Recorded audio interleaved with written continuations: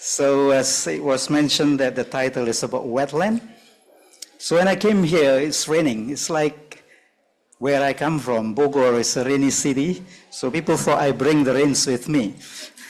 But I bring a very, very instrumental kind of tool. When you work in the peatland and mangrove, it is a special paper with a writer here, write in the rain, meaning that you can take down your notes and everything and you do not need to worry about water. You can write anything you want. So this is when you are in the emergency stage. You cannot rely on the electronics and this kind of stuff. And the wetlands is in emergency stage. So you need to write things down in this very paper or whatever paper you have. So I have the pleasure to chair a session dealing with wetland, and it covers peatland and mangrove globally as well as regionally, and perhaps also speaking about very local situation so that we have a broad illustration about what is the challenge there and what we need to do in the next 10 years.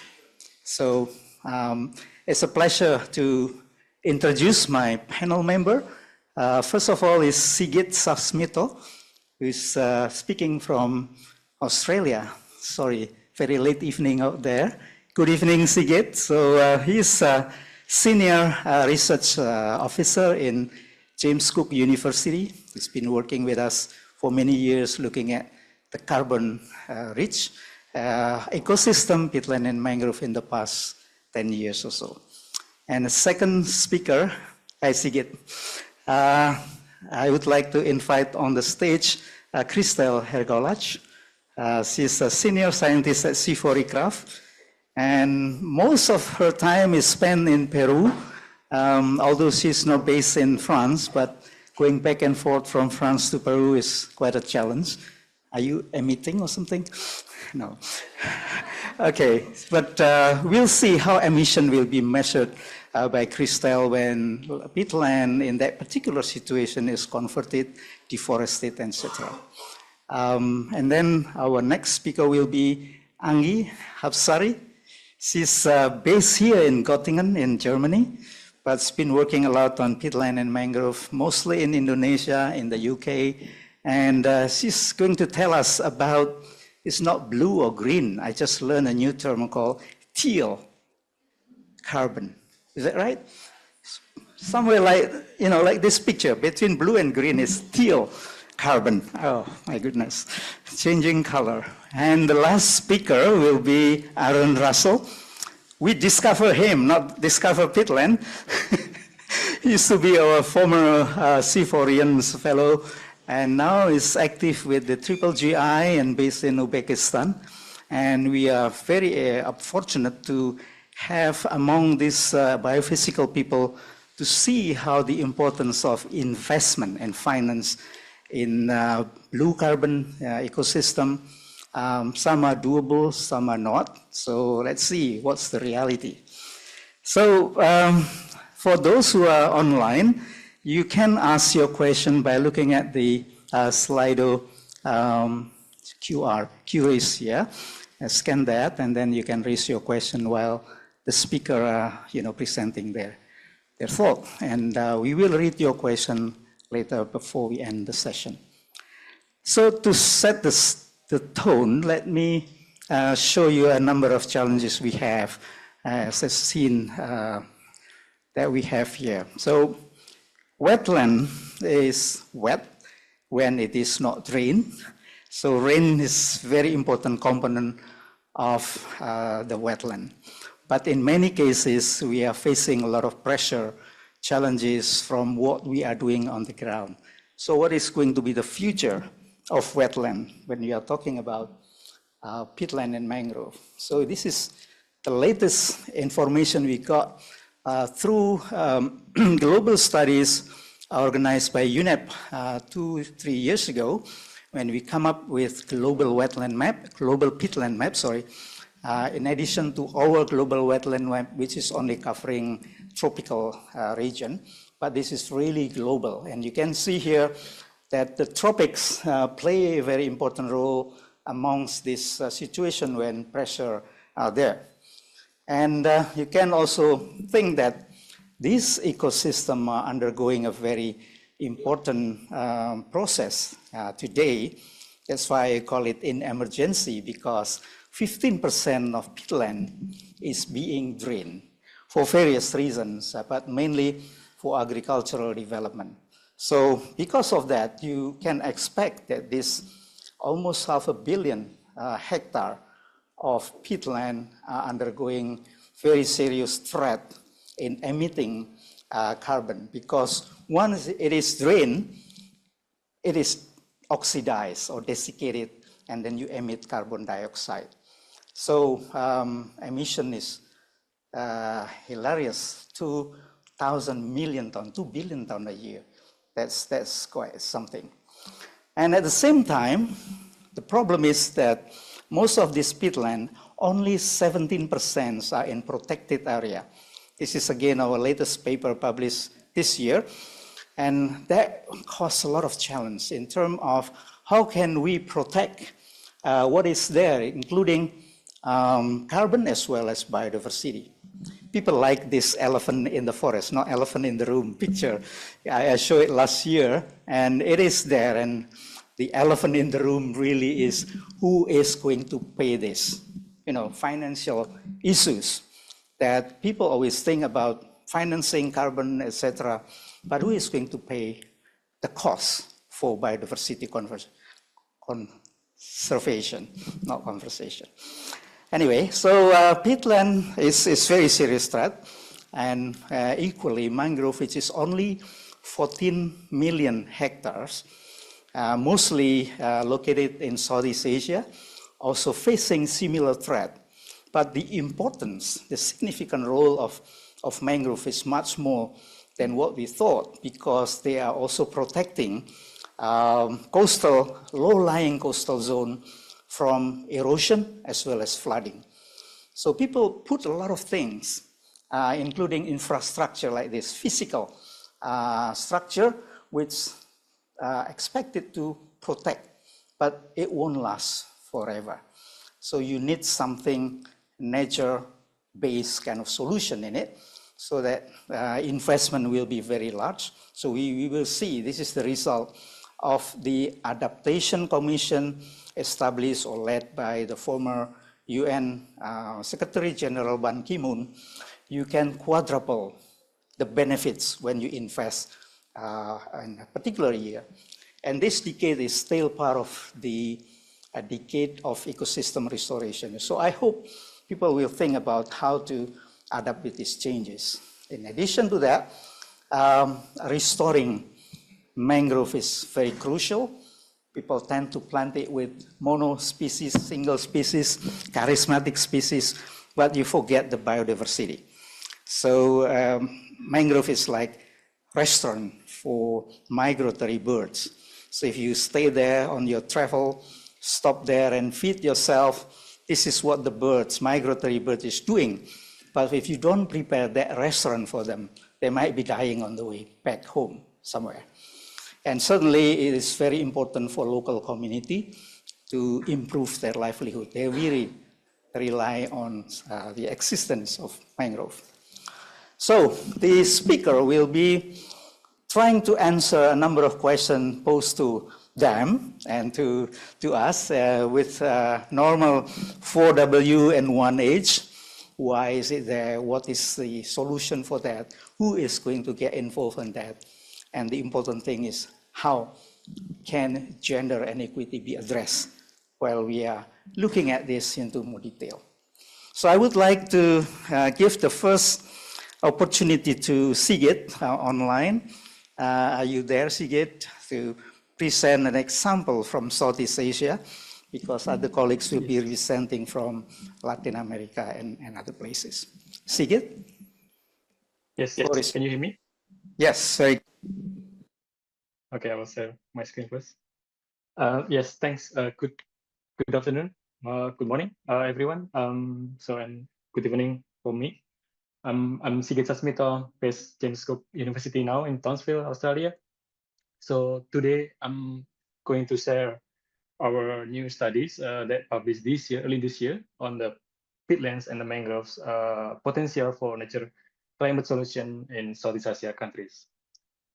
So thanks, Pak Daniel, for the introduction on the status of the global peatlands and the mangroves. So I just really want to focus my talk with Southeast Asia countries. And let me start with the question, why peatland and mangrove in Southeast Asia are important. So Southeast Asia contributes to nearly quarter of the global mangroves. And the data set is like the recent one in 2020. And then also like 5% of global peatlands area. And peatlands and the mangroves commonly distributed in the coast areas of the regions, permanently discovered in Indonesia and Malaysia, obviously, as you can see in the pictures. And together, peatland and the mangroves in Southeast Asia store carbon up to 80 billion ton, like billion ton carbon for both ecosystems, and it's equal approximately with the 10% of the Earth's forest carbon stocks. And however, peatlands and mangroves in Southeast Asia are still declining. And here I'm going to show you what is the current status. So the good news is that loss rates of the declining over the last 6 to 10 years of the peatlands are the loss rates of the peatlands for the last 6 to 10 years are declining. That's a good news. But again, it's I mean, like if you look at the data sets here over the last 22 years from 2001 to 2022, it's the loss of the swamp forest especially is driven by complex land use change. And then how about mangroves? So it's I don't know it's good news or not, but again, the loss rates of mangroves are unfortunately persistent over the years, especially in the recent years. We got some peaks in the in 2015 or 16. But the good news for mangrove is that there are a lot of big portion areas of the mangrove that used to be lost and now recover again by mangrove or regrowth mangroves. So that's the states of the mangrove and peatlands in Southeast Asia. Peatlands and the mangrove in Southeast Asia are really globally significant, but they're still experiencing the loss, although the reservoir peatlands are declining. So again, this is contributing to the climate change, but also might be a big opportunity for natural climate solutions. And this is another summary of data sets, peat swamp forest and mangrove loss over the last 22 years, where in the 2020, over 22 years, in the region of Southeast Asia, experiencing loss of peat swamp forest about 5.2 hectares, like 5.2 million hectares, sorry. And the mangrove is like almost 400,000 hectares. The diagram shows that the deforestation on peat and mangrove forests in Southeast Asia are driven by the complex land use change. Indonesia experienced a larger loss of the peatlands and the mangrove forests compared to the other countries in Southeast Asia. But obviously, Indonesia also comprise, contributes to the largest portion of these both ecosystems. And Malaysia and Myanmar become the next country where significant portion of the losses for both ecosystems are observed as well. Overall, I think we can say that the managing the future peatlands and the mangroves in Southeast Asia through conservation and restoration of these two ecosystems really challenging, because it will involve multi-stakeholders, governments, private sector, and also the local communities. So in these recent studies that published early in this year, we estimated that the potential of the natural climate solution for peatlands and the mangrove for Southeast Asia regions are more than 700 million tons of CO2 equivalent annually. And just to give you the perspective, that this number is bigger than national greenhouse gas emission in Australia in 2023, where I live now, and nearly double for the UK for the same years. So this natural climate solution potential for peatlands and mangroves composed by different portion of the avoiding emissions, avoiding emission from the peat decomposition, as you can see in the biggest portion, 40% peat deforestation or deforestation on the peat swamp forest. Also peat fires, although peat fires are really significantly very fluctuative over the years, depending on the El Nino presence. And we have a huge portion as well, 8% from the peat drainage. That's the emission that we can be avoided as well if there is no future drainage on the peatlands in the areas. And also mangrove deforestation, also tiny.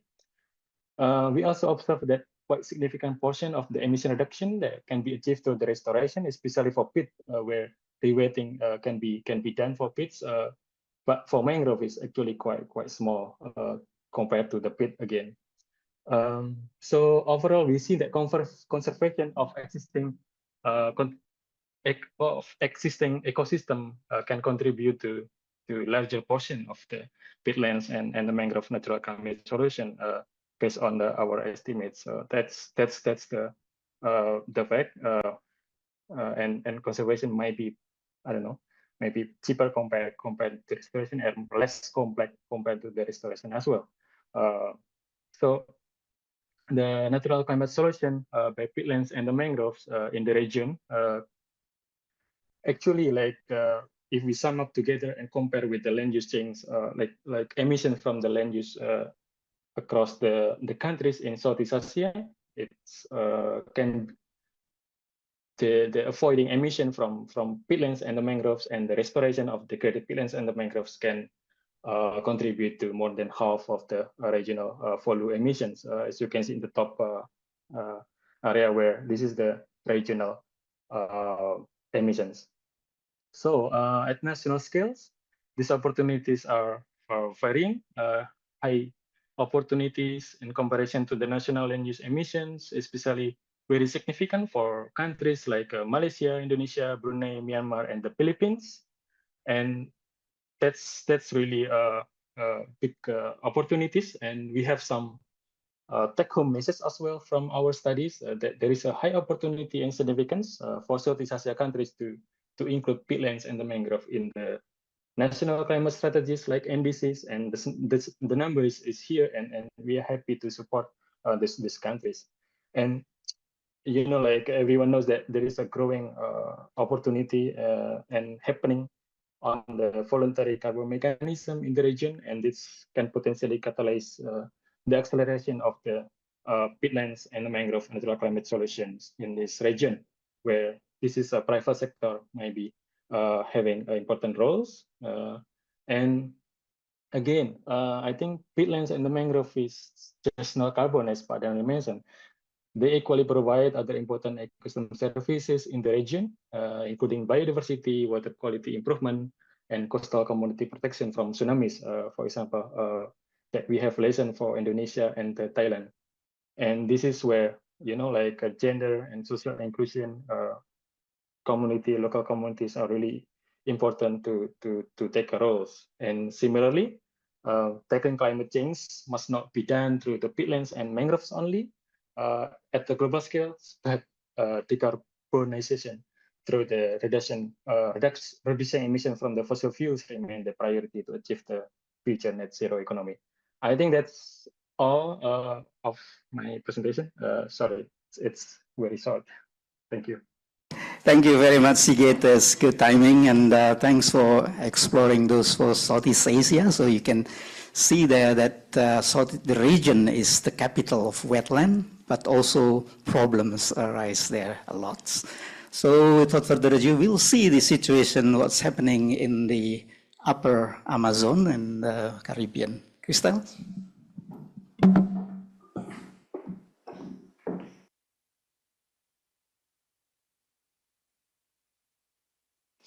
Hello, everyone. Thank you, Daniel, for the introduction, and thank you for inviting me.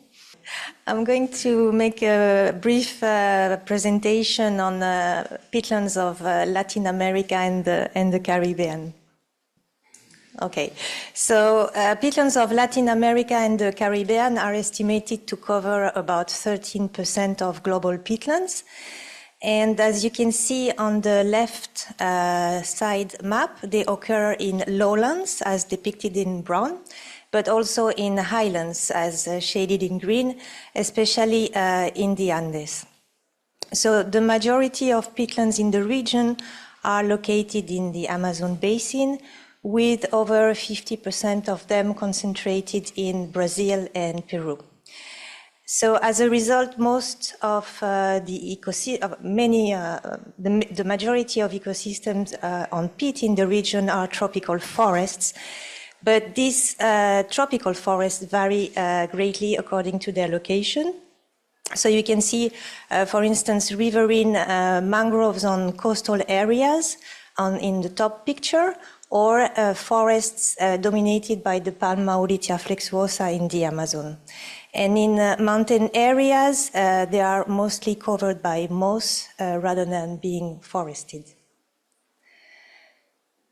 So there are critical knowledge gaps regarding our understanding of these peatlands, notably in terms of localization and identification. There are critical gaps in terms of national soil maps and then therefore on peat maps. Few countries dispose of peatland inventories and classification. So given this shortage of data, there are great uncertainties in area estimates. In terms of ecosystem services, there is bare knowledge on carbon stocks, especially in the peat, greenhouse gas emissions or uptakes, biodiversity, and water flows. Little is known on peatland status as well, with threats including resource extraction, mining, overgrazing, fire, conversion to agriculture, among other factors. Nevertheless, degradation without drainage seems to be prevalent in the region. So given this, and this is very important because currently the IPCC guidelines do not provide peat emission factors for those peatlands that are degraded but undrained. So given these knowledge gaps, the inclusion of peatlands into conservation, land use and climate policy remains very limited in the region. So among the countries in the region, the most advanced in terms of peatland research and policy is Peru, benefiting from over 15 years of national, international collaborative research. The country now has maps of peat and peat carbon stocks. So you can see that map on the right side for the Amazon basin. So you can see that in this region, most of peatlands are concentrated in the north-west part of the Peruvian Amazonia, in basins that precede the formation of the Amazon River. So in this area, the dominant ecosystem is a forest dominated by the Palm Mauritia flexuosa. And this map of carbon stocks indicate that 92% of the stock is located in the soil, and the peat carbon stock approaches the entire carbon stock in the above ground biomass in the country. The country also has some maps of peatlands in the Andes, notably in the northern part, where average peat depth was estimated to amount to 3 meters.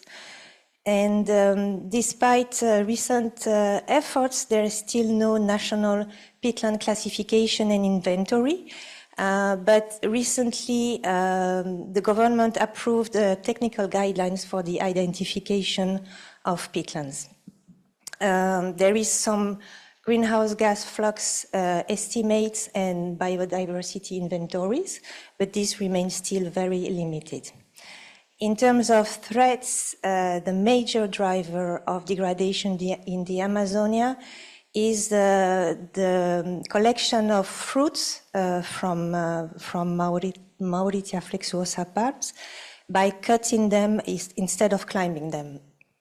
And so A recent study estimated that 11% of these forests were degraded in 2018, and that this degradation rate is increasing.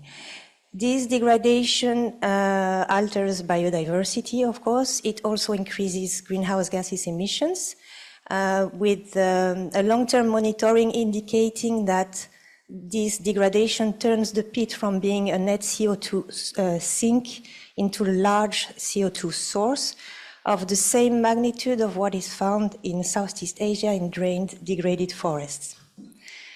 In the Andes, the major degradation driver is overgrazing with cows, but also alpacas.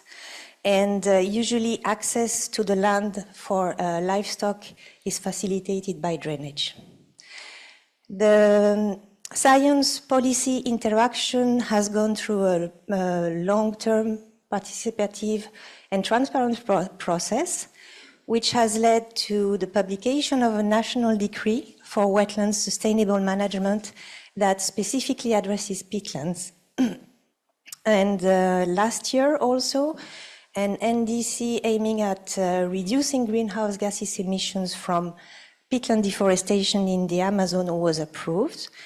Now currently the government is working on an NDC related to peatlands in the Andes. That's it from my side. I thank you for your attention. Thank you, Christelle. I think the very message from Christelle's presentation is that, like what the CEO of C4ICRAF mentioned this morning, is that the ownership of the government is there. So it's very important kind of breakthrough to work with government. They have methodology, they have understanding, and now they have to drive all the processes. Next speaker is Anggi. She's going to speak not only peatland and mangrove, but also the interface between the two, because sea level is rising, and it's very likely that blue carbon will go beyond coastline. So peatland will be inundated with salty water, so you have larger blue carbon ecosystem. That's what we published 2 years ago. Thank you. Thank you, Daniel, and thank you very much for the opportunity. I'm happy that I managed to walk through that narrow path. For once, I'm happy that I didn't drink last night. So thank you again for this opportunity to share what I learned about sea level rise impact on freshwater coastal peatland in the future, hopefully. Not hopefully, sorry. Sea level rise is rising faster than ever, and this posing threat to coastal areas all over the world and potentially cost us trillions of US dollar in property damages, health issue, and displacement of population. And this cost would be skyrocketing even if we consider also the potential loss of coastal ecosystems and their impeccable values. So for this, then we need to understand how this ecosystem would be responding to future sea level rise so that we could take the correct action in order to maintain their existence and their values. And a lot of study had been concentrated on this, but they're mostly focusing largely on the saline coastal ecosystem like mangrove, salt marshes, or seagrasses. Meanwhile, the other side of the coast, the freshwater coastal ecosystem, they're like red-headed stepson, so more or less neglected. And one amongst this prime example of this ecosystem is tropical coastal peatland in Southeast Asia. They're very valuable for local people, providing livelihood and resources, also for global biodiversity and climate mitigation, because like Daniel mentioned previously, that they store immense amount of teal carbon, or carbon that between blue and green. And a large area of this ecosystem are located on low-lying coastal elevation, so they are very, very susceptible to the impact of sea level rise in the future. But to understand their response to sea level rise means that we need either to observe them for a very, very, very long time, the time that we unfortunately do not have much of, or alternatively, we could try to assess it through the event that already happened in the past. In this case, sea level rise that happened throughout the Holocene, or the past 10,000 years. So my colleagues and I, we conducted a study in coastal peatland in Borneo using peat archive that dated around 17,000 years ago. And we found an evidence of large or severe fire shown by very thick charcoal layer within the archive. And this happened around 8,000 to 3,000 years ago when the climate was very wet, so precipitation was very high, and sea level was much higher than the present level, so around 2 to 5 meters beyond what we see nowadays. And this record is very peculiar because usually fire in peat swamp forests or wet tropical forests, they occur when there is a long dry period or severe drought, or when they are severely or intensively damaged by either human activities like being converted or being drained. So my colleagues and I, we thought that there must be other factors and mechanism that comes in play here. So we deduced that because generally sea level rise would cause flooding and increase of salinity level on coastal area, this could have had happened also in the past in this coastal peatland. And such flooding and salinization would create an intolerable condition for peat swamp forests to survive and would result probably in mass mortality, and looks like that. So this rows on rows of standing dead trees would be the perfect fuel for fire because they're easily burned compared to the living tree. And also the loss of canopy cover means that the forest lost its humidity, which in tropical forests typically prevent fire to become large and widespread. So this study give an implication or hints that sea level rise could amplify fire risk in the future in freshwater forested wetlands, or also coastal forests in general, considering that current sea level rise have already create formation of what's so-called ghost forests nowadays all over the globe. So while I hope, or this is not going to happen, but this record suggests that we might want to start consider this potential unintended or unexpected secondary consequence of sea level rise on coastal area, not only on wetlands, but also on freshwater coastal forests in general. Thank you. Thanks, Sangeet, for highlighting that. From your paleoclimatology perspective, looking back but projecting what's going to happen in the future, not to frighten us, but we should jump into the wagon to tell policy community that this is likely or going to happen. Aaron, your next presentation is yours.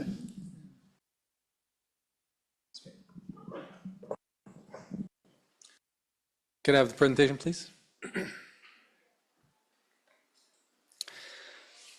Thank you very much. My name is Aaron Russell. I work for the Global Green Growth Institute.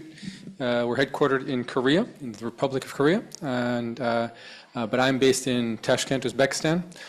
Previously, I was a country representative in Myanmar, where we did quite a bit of work on mangroves investment type projects, and I'll be presenting more of that, highlights from that work. More recently, I was country representative in Uzbekistan, where we focus more on climate-smart agriculture, but I'll focus on a bit more on the applications of the previous, on blue economy investment, as that is now a new role that I'm taking in GGI for Southeast Asia. Focusing on green investment. So some of you who know me from previous C4 days, you're surprised I'm talking, this is the language I'm talking, as I'm actually an applied ecologist, but I've learned to evolve with the times. There's no shortage of money out there for good investment projects. We have a lot of donors and a lot of investors who are looking for projects. And GGI, we support design of those through different types of approaches. One is through designing bankable projects. We say a bankable project is a project where there's a clear return on investment for the equity investor or for the company that's aiming to adopt a climate-smart agriculture or sustainable production system. A second is a finance facility, where we support the design of a platform by which many borrowers can borrow from a bank or from a government in order to adopt those similar sustainable practices. And so GGI, we support the design of many finance facilities. And then finally, kind of at the largest level, typically focused on sovereign governments, but also commercial financial institutions, are these financial instruments, particularly called like thematic bonds. We frequently refer to as green bonds or sustainability bonds. Also, debt for nature swaps were previously alluded to as to potential for reducing governments' debt burdens through investing in natural capital investments.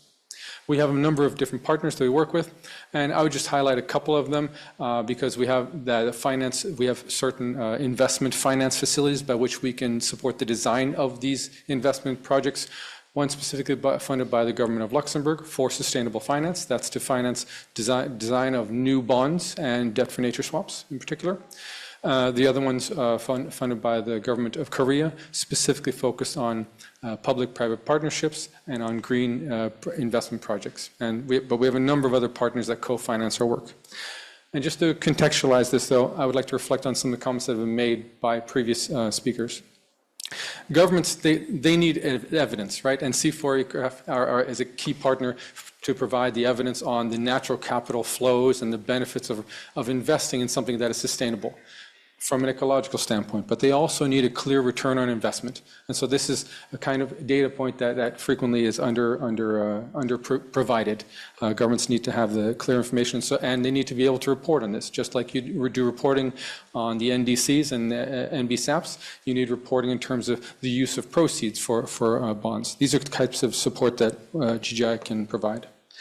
Similarly, investors. They're not in the business of taking on risks.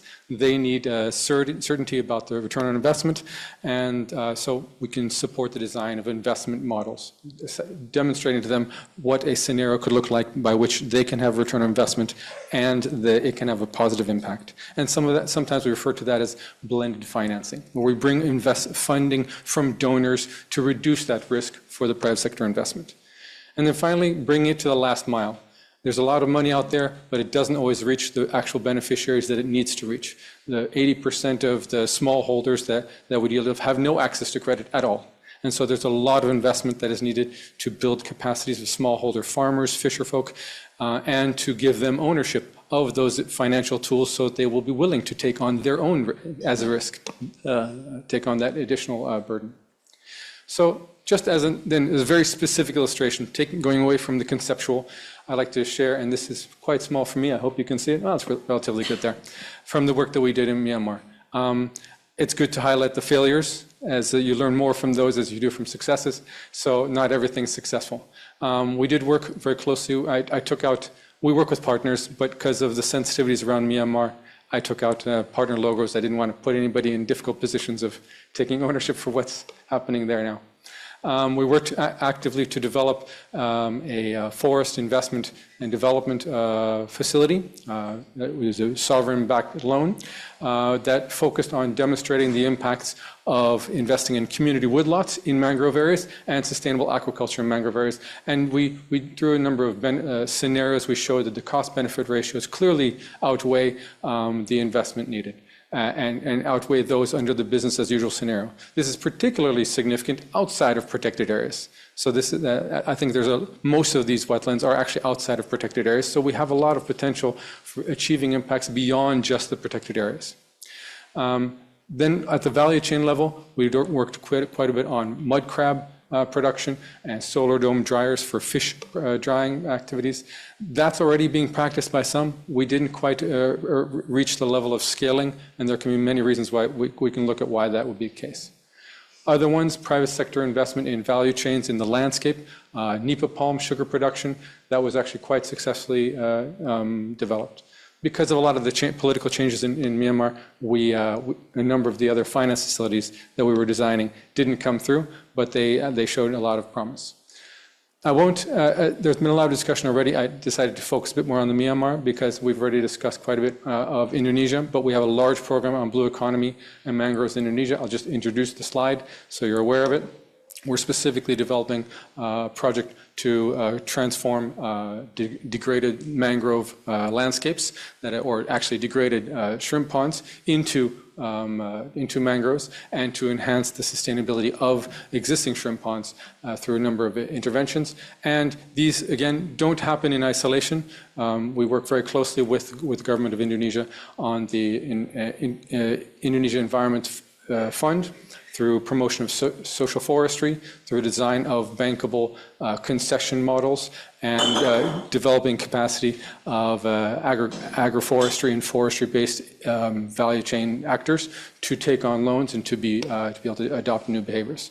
And critically, this has to be embedded within NDCs and national policy documents. So we work a lot on that in Indonesia. We did that in Myanmar, rewriting the NDC to include mangroves and other blue carbon types of sectors to integrate the potential for Article 6 carbon markets and transactions. And in both of these, and in Indonesia in particular, we have worked on green sukuk, bringing in investment for the government of Indonesia, as well as supporting the development of the results-based financed RED Plus program that other people have presented here today. So thank you very much.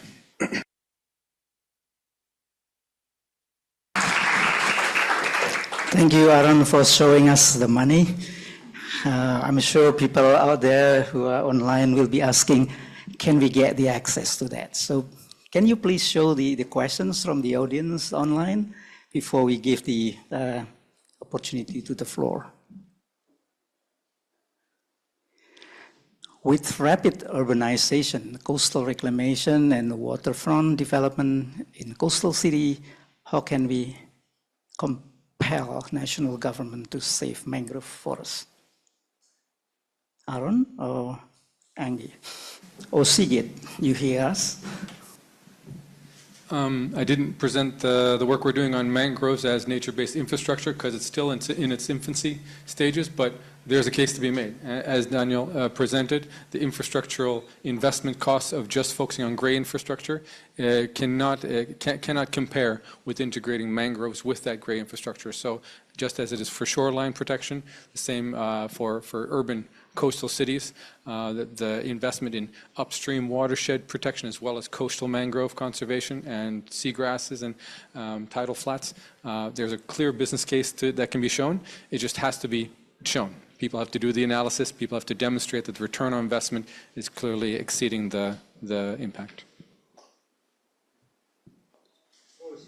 Great, thanks. Thank you guys for the wonderful presentations. I have a question, I guess, around finance. This has come up a lot today. I think it comes up a lot in general. And sort of looking at it, in framing it, and maybe this is a bigger paradigm kind of issue, is around the idea of financialization of nature.